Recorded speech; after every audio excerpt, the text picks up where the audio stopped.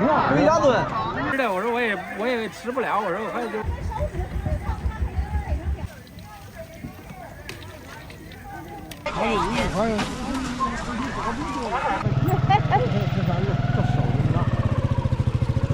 给包里头玩儿，小狗儿好。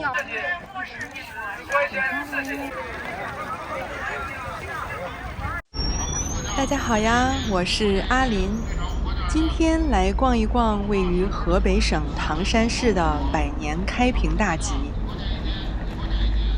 对于唐山，或许好多人的记忆点是关于唐山大地震的。这场发生于1976年7月28日的7.8级地震，被列为20世纪10大自然灾害之一。震后，历经7年的建设，唐山建成了一座被称为世界上最安全的城市，建筑物均达到了8度设防。截至2022年末，唐山市常住人口超过770万。而着眼经济方面，自2005年开始，唐山的 GDP 已经连续18年为河北省第一。环渤海港口城市、省域副中心城市、新型工业城市、北方瓷都等等，都是唐山的头衔。这里诞生过中国第一座机械化采煤矿井，第一条标准轨距铁路，第一台蒸汽机车，第一桶机制水泥。走入唐山的集市，来看一看现在当地人们的生活。刚刚走进集市，烤鸡腿的摊位上就围了好多人。烤架上已经挂满了一排排的鸡腿，但感觉还是供不应求的样子。摊主仔细将烤焦的部分剪去，不过有些人呢更会偏爱烤到焦香的肉质。这样的一个烤鸡腿是4元钱，如果买3个的话会便宜一些，10元钱。鸡腿4元1个，10元3个。料也可以吃啊？怎么？我这小孩吃不搁料是不是也可以？可以，原味的可以。中。来给我装3个原味的。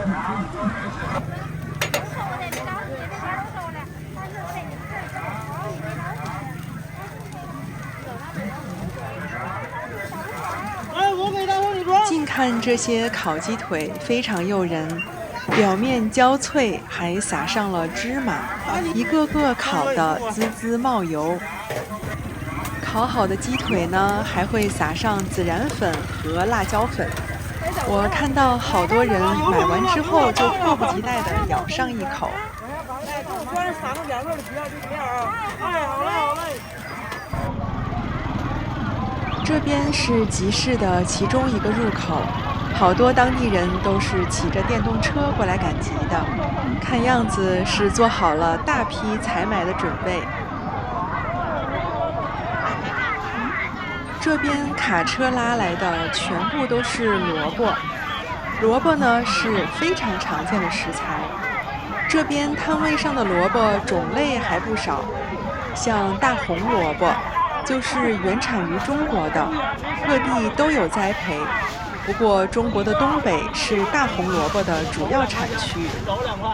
大红萝卜呢，可以入馅儿，也可以煮菜来吃。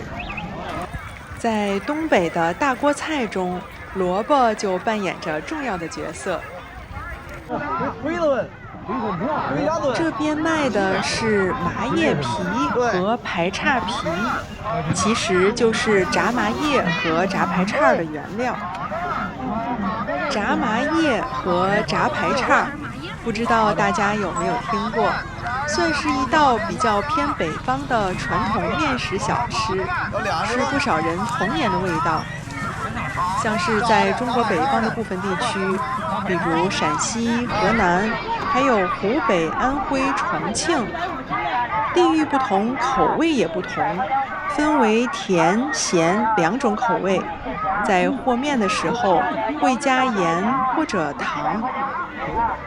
做好的麻叶呢，因为外形像叶子，上面撒满了芝麻，所以称为麻叶。这边的虾应该是化冻之后的，20元1斤。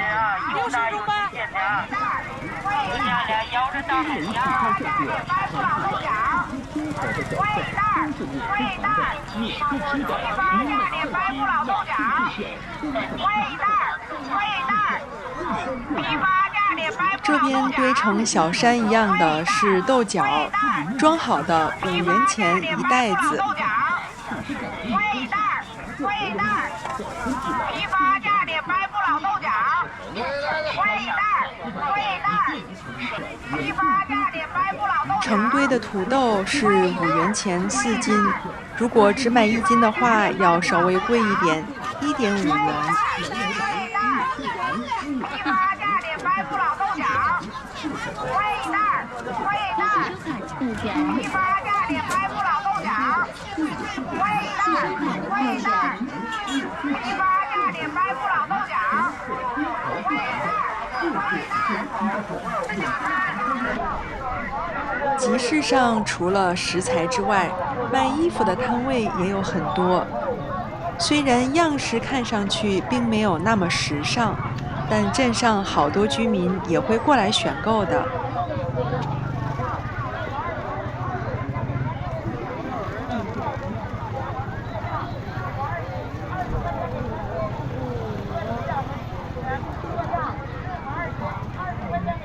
这边卖的各种五谷可以加工成粉，回去之后呢，用热水冲泡一下就成了糊糊，可以直接食用。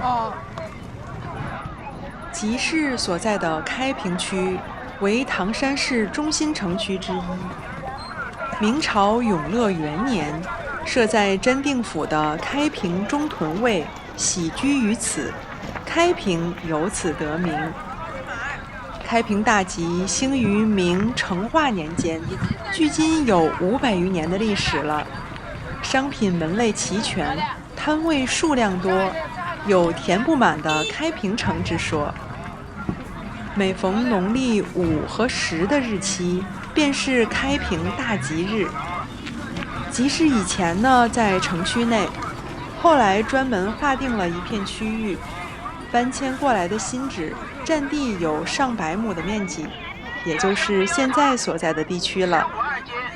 还有好吃的海南小河芒果特价了，大个的火龙果今天特价10块钱4个，飓风甜葡萄特价10块钱3斤，海南千寻小柿子10块钱2斤，野生猕猴桃。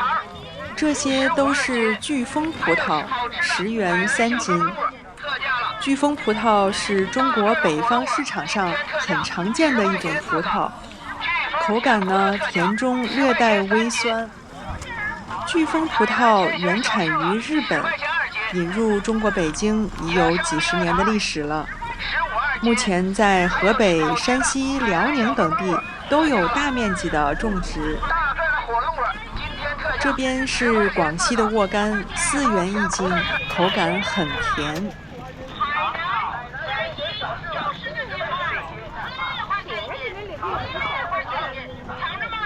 这边牌子上写的甜葡萄10元钱1箱，很便宜，不知道口感怎么样。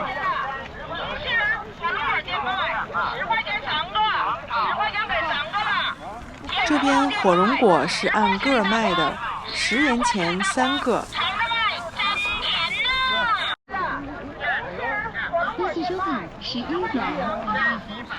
这边的小芒果，品相好一点的是7.5元1斤，个头小一点的是5元钱1斤。这边除了胡萝卜之外，还有青萝卜和紫萝卜。青萝卜种植面积广的地区，像是天津，还有山东的潍坊。青萝卜呢，又称为水果萝卜，是因为可以生吃，口感不那么辣，甚至有一点微甜，还可以用来腌制。这种小的叫做水萝卜，一般是用来蘸酱吃的。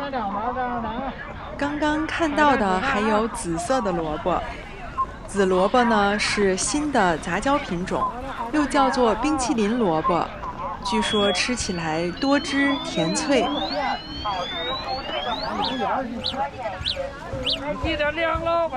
糖炒栗子现炒现卖，这就是有名的迁西板栗。糖炒栗子是京津一带历史悠久的地方风味小吃。早在南宋时，陆游在《老学庵笔记》中就曾记述：至燕山，忽有2人持炒栗各10果来献。搅拌机中是粗沙和栗子，倒入糖浆呢，不停地翻炒。高温使得裹有糖浆的栗子外皮呈现出油亮的棕色。炒栗子之前还有一个特别重要的步骤，就是要将栗子皮剥开一点点，不然炒制过程中受热膨胀，整颗的栗子是会爆开的。在中国其实有好多板栗之乡，像是湖北、广西、山东、河北都有分布。不过这其中最出名的就是唐山的迁西板栗。迁西县呢，四季分明，冬季寒冷少雪，春季干燥多风，夏季炎热多雨，秋季呢天气晴朗，昼暖夜凉。这种气候为栗树的栽培和发展提供了优越的条件，主要就表现为气温适宜、日照时间长、热量充足，还要有丰富的降水。迁西县境内板栗种类以及品种其实很多，但从70年代开始，通过科学选种和嫁接，便培育出了几个优良的品种。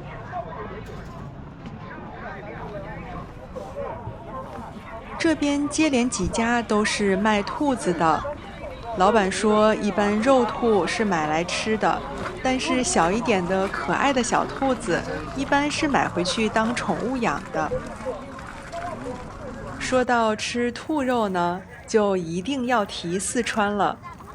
兔肉之于四川，就相当于鸭之于南京，鹅之于广东。据统计，四川人一年可以吃掉超过3亿只兔子，占全国总量的70%。其实世界上兔肉消费最多的国家是马耳他，其次为意大利、塞浦路斯和西班牙。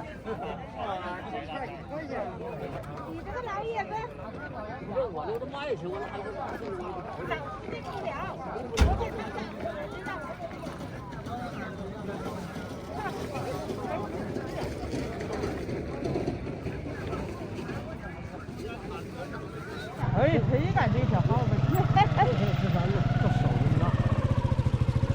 不是，我也不是蚂蚁这个，知道是麻了个的，这个崽子嘛。不是没事没事，这么大看不出龟母来。除了可爱的小兔子，集市上还有卖小金鱼的，围在摊位旁边的也大都是小朋友。没有。我们这儿都有那个两块这事儿。这事儿是2块呀，等会儿啊，大哥。哎，这不是彩虹的吗？这个是。1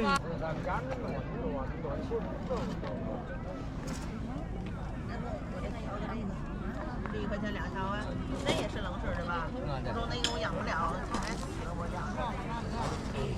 都让我看。都这个摊的了没有？咱买那个摊的了。没有的。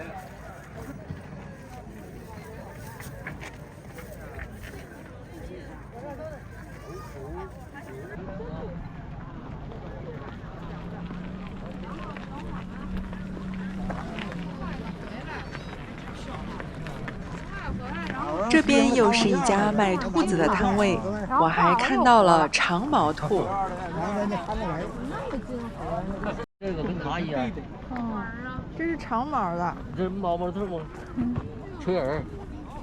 长毛兔呢，又名安哥拉兔，名字来自安哥拉城，即土耳其的首都安卡拉。1723年，安哥拉兔由英国海员带到法国，之后就传到了全世界。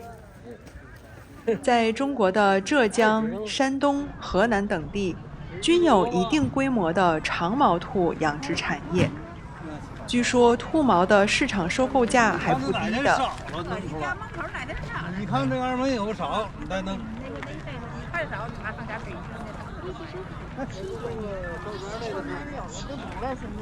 他没有少，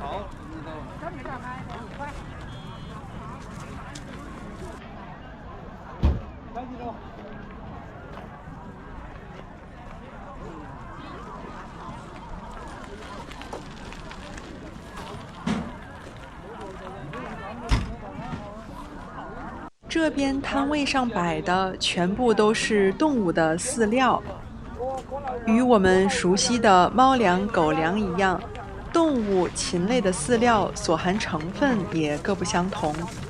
像眼前的是兔子饲料，比如刚刚看到的长毛兔，产毛性能很高，而且它的毛纤维蛋白质含量高达93%，因此与肉兔的营养要求是不同的。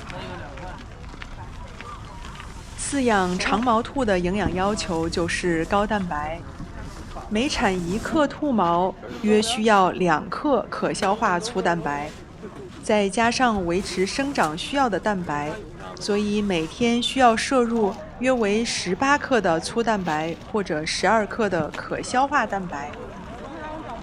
同理，鸭、鹅的饲料所含成分也各不相同。鸡的饲料呢，也分为小鸡和大鸡。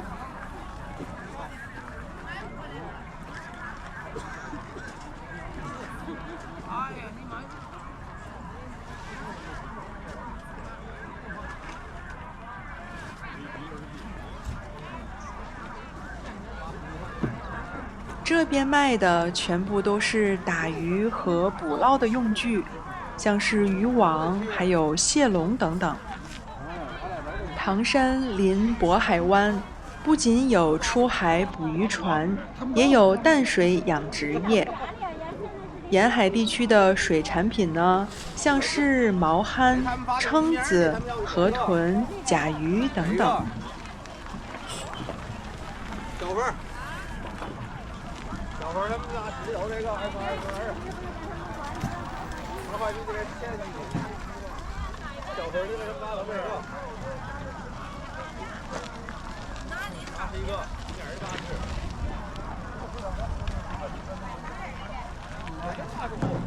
1.4米的是85，1.2的80，这个它这个这1.2，这1.4。这边家禽的种类很多，有鸡有鹅，还有鸽子。像这些鸡都是40元一只，有5个月大了。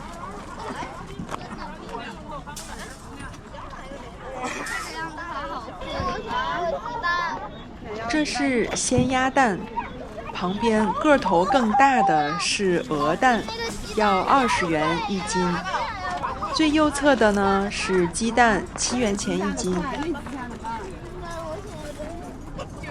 沿海的鸡，这个40一只。我说要3嘛，3个120，不要花，剩点。20，哎不对，20。小的啥多少钱呢？小的35一个。多少钱呢？35一个，啥多少钱？小的。鸽子的价钱是35元一只，100元3只。鸽子有多种烹饪方式，比如炖鸽子汤、红烧鸽子、爆炒鸽子、鸽子粥、清蒸鸽子等等，当然还有烤鸽子。乌鸡是补虚劳、养身体的上好佳品，大都用于煲汤。食用乌鸡可以滋阴补肾、延缓衰老，对于妇女缺铁性贫血症有明显的功效。现代医学研究，乌鸡体内呢含有丰富的黑色素、蛋白质、B 族维生素等18种氨基酸和18种微量元素，其中烟酸、维生素 E、铁、磷、钾、钠的含量均高于普通的鸡肉，但胆固醇和脂肪含量却很低。就乌鸡自身来说，乌鸡的性情很温和驯服，在中国已有2200多年的饲养历史。江西省太和是中国乌鸡之乡，乌鸡的发源地。在2002年，太和乌鸡蛋还曾在神舟3号宇宙飞船上进行过太空生命科学试验。这边纸箱子桶里的是大爷自家榨的花生油，这些应该是大爷自家养的鸭子。这些个头不算大的是鲫鱼，5元钱一斤。鲫鱼在中国是食用非常广泛的鱼类之一，肉质很细嫩又甜美，营养价值很高，每100克鱼肉含蛋白质18克。中医上认为，鲫鱼其性味甘温，能利水消肿，益气健脾，解毒下乳。一般常会为产妇煮鲫鱼汤。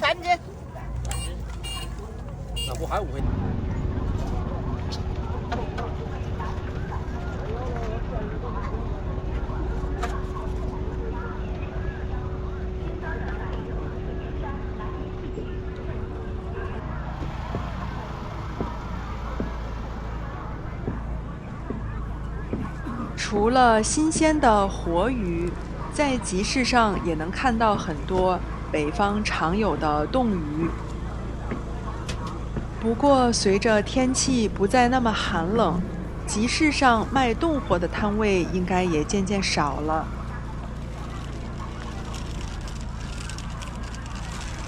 集市所在的这一大片区域都是土路面，虽然没有市内的市集看上去干净整洁，但这也恰恰是农村大集接地气的地方。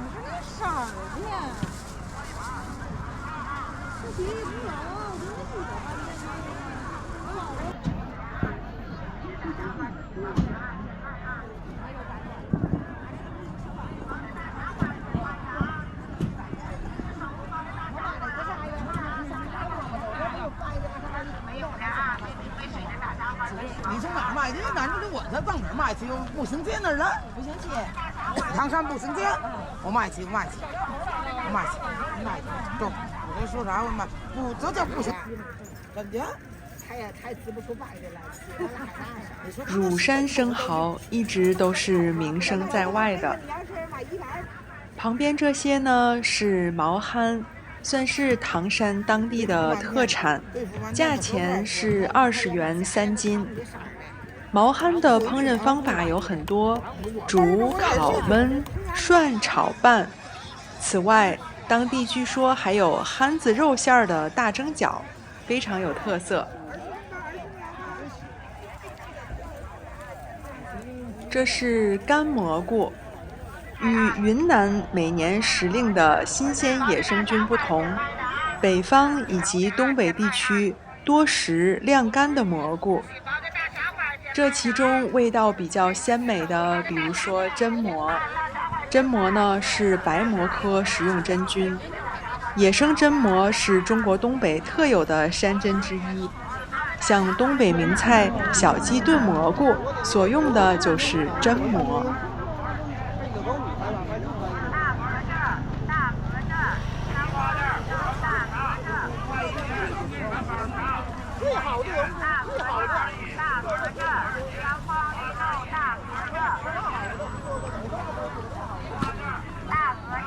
大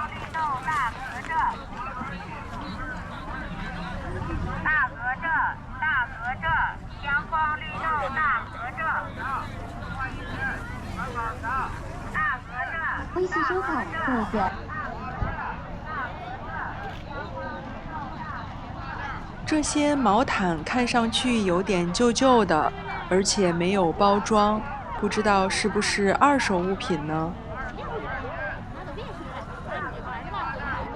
这些一卷一卷的是棉花，按斤称的，可以用来制作棉被。有专门制作被子的地方，一般最厚的一条双人被子可达7斤重呢。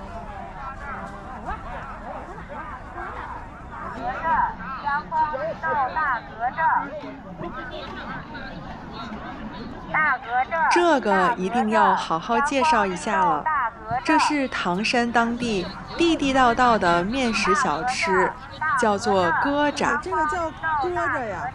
对，绿豆疙瘩呀。这不是煎饼，这是吃绿豆面的，那面是加上白面了。这怎么吃啊？这个炒吃，炸着吃，能糖醋大疙瘩，卷疙瘩核都是，炒酸黄也特别好吃啊。疙瘩是由绿豆面做成的，看上去像是一大张煎饼。吃的时候呢，切成块儿，炸着吃或者炒菜吃，有的时候还可以放到炖菜中。关于疙瘩一词的来源，有一个有趣的小故事。据说当年清王朝在唐山遵化修建东陵以后，守陵人将这一带当地特产进贡入宫。御膳房端上了醋溜做法的疙瘩，慈禧太后见是没吃过的菜式，便问道这是什么菜。太监回答，还没起名字呢，请老佛爷赐个名吧。慈禧太后尝了2口，按照惯例，太监们刚要忙着撤下这道菜，谁知慈禧太后还没有吃够，便说了句搁着吧。太监以为这是太后赐的菜名，马上就传了下去。老佛爷赐此菜名为疙瘩，疙瘩与搁着谐音。从此以后呢，疙瘩的叫法便流传开来，时至今日。自此呢，疙瘩的身价也就大大提高了。吃完继续吃。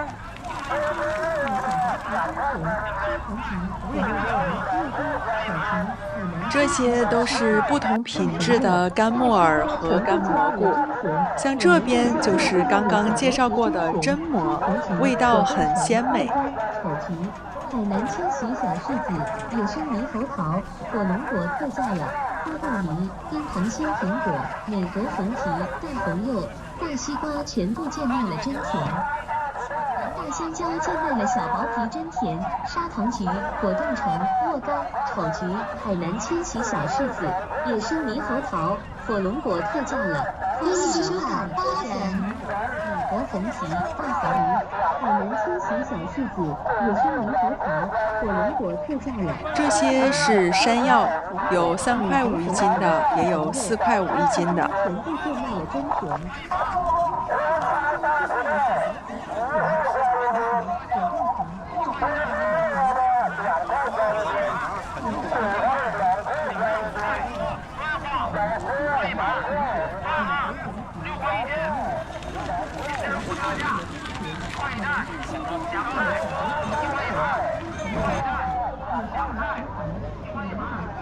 这些单放在一堆的萝卜品相不好，价钱也很便宜，奇形怪状，看上去倒也是蛮可爱的，都是土地的馈赠。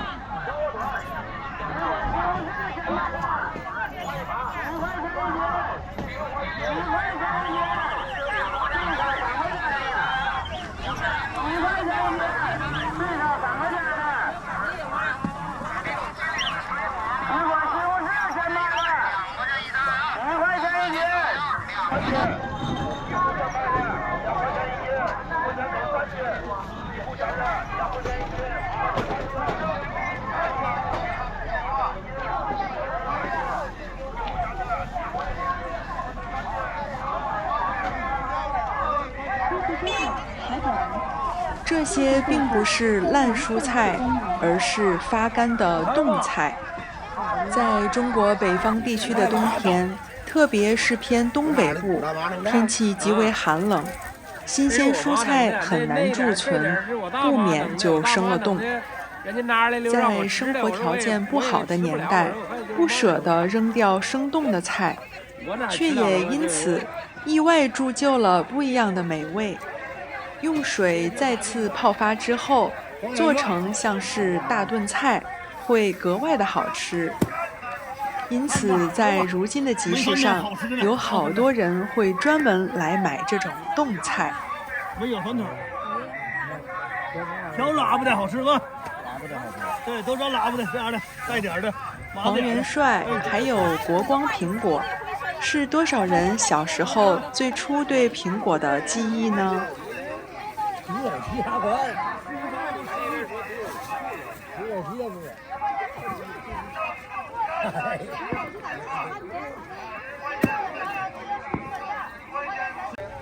这边大姐在做的是油炸糕。油炸糕呢，是东北、河北、山西以及内蒙古等地区传统的特色糕点。常见的为甜的豆馅儿，有的地方呢，据说也会是甜口的菜馅儿，但是我还没有尝到过。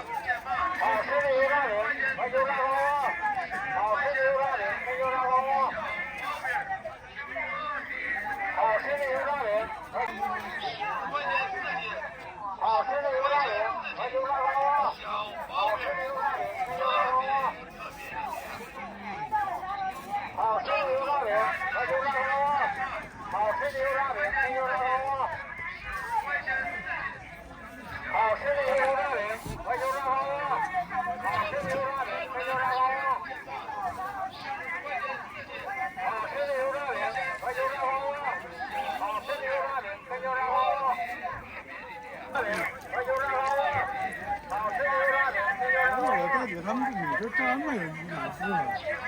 今天没有雅思吧？有。在哪呢？大石头呢？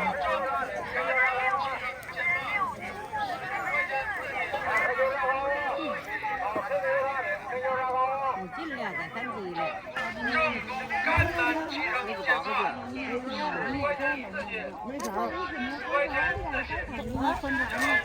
在集市上，还有这种老式修鞋技艺的摊位。街头的修鞋大爷，现在已经很难见了吧？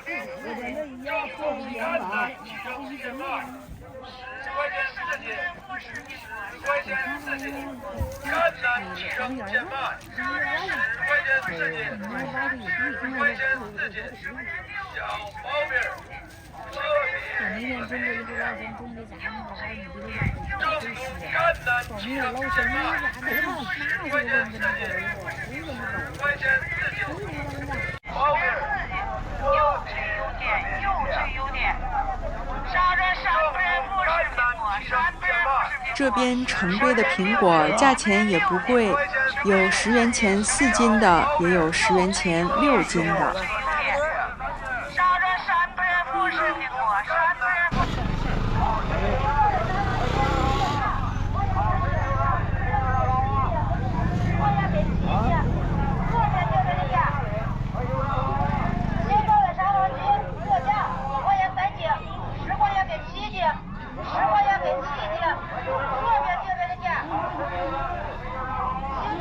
逛了快1上午了，看看整个开平大集，面积确实很大。好多当地人都是骑着自行车或者电动车穿梭在赶集其中的。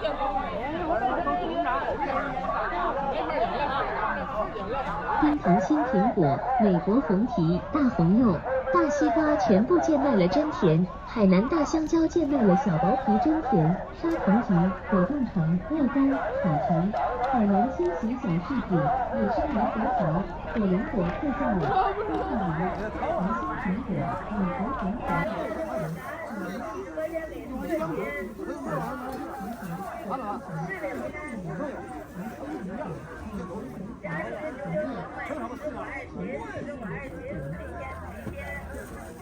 这些酱菜呢，全部是10元钱一斤。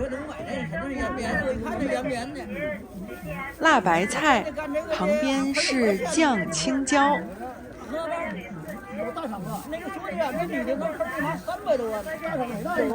绿色的是腊八蒜，后面呢是一整头的糖蒜。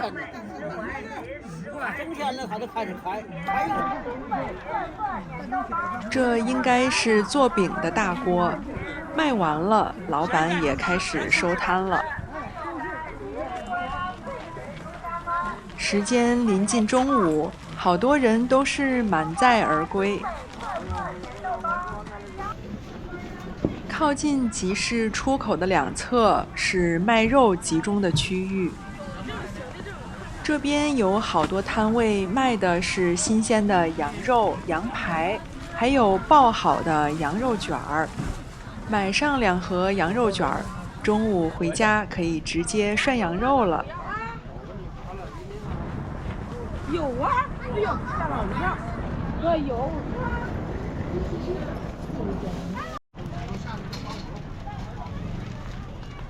有水，哥，你有水了，冷这儿最简单。拿28要了25带1，我告诉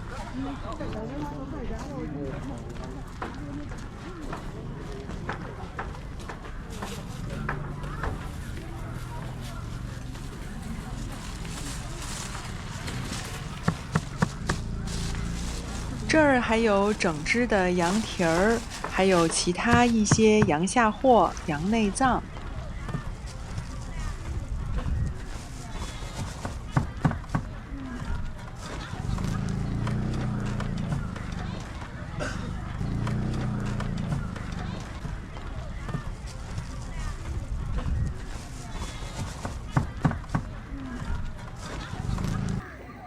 在快要逛完集市的时候，我又发现了新奇的东西，这是猪胰子。胰子也就是肥皂或者香皂，是中国古代发明的一种含有猪胰脏和草木灰成分的复合洗鼻用品。猪的胰腺呢含有消化酶，这些酶能够分解脂肪、蛋白质和淀粉。在制作猪胰子肥皂的过程中，还要加入草木灰，因为它是碱性物质，还有猪油脂。草木灰与猪胰中的酶发生化学反应，也就是皂化反应，生成的脂肪酸盐，这便是肥皂的主要成分。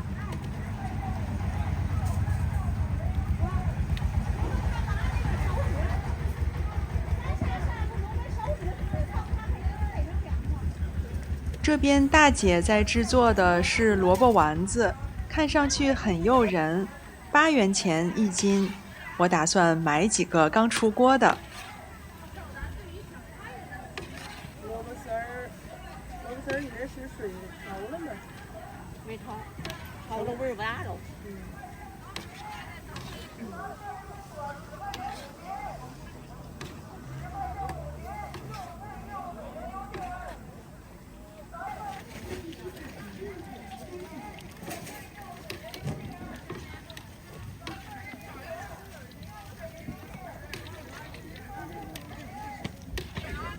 这是炸的疙瘩圈子，外面的外皮就是我们之前见到的像煎饼一样的疙瘩，里面包着的是肉馅儿，是20元1斤。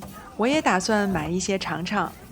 这就是我的午餐啦，一份唐山特色当地小吃。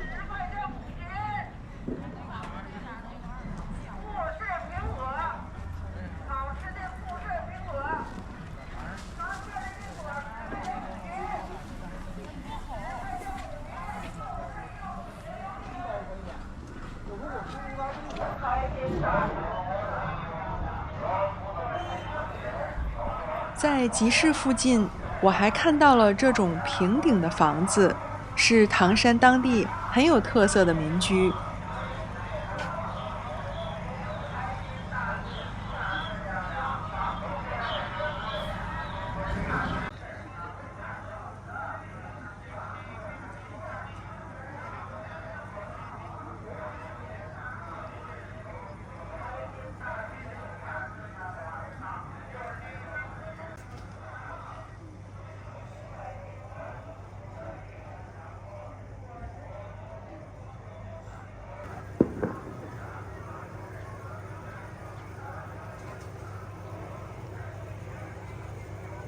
好啦，今天的赶集就到这里啦，感谢观看，我们下次再见。